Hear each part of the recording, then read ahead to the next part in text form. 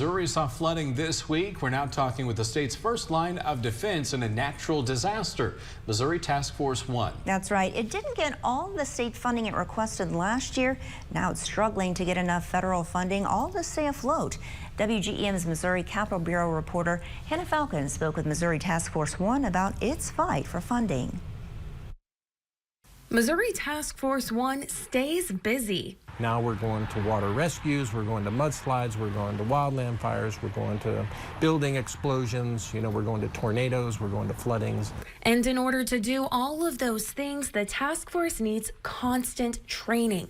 But Missouri Task Force One could not afford a key part of its annual training this year because $500,000 was vetoed from the state budget. I think there was a little bit of a misunderstanding with how we used money and how much we need. Chief Scott Olson tells me training is vital for task force members, but fortunately, the funding was restored for next year. Representative Cherie Tolson-Reich says it was easy to get the Missouri legislator on board to restore that funding. This is a completely nonpartisan issue. Everyone loves Missouri Task Force One and fully get behind them and fully know the great work that they do for our country.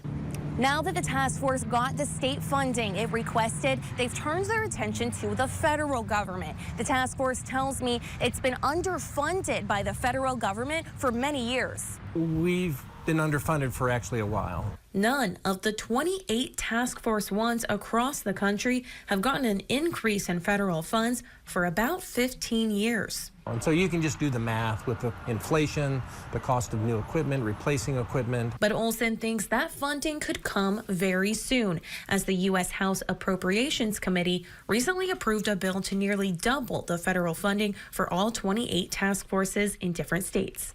It needs approval from the U.S. Senate before being sent to the president's desk.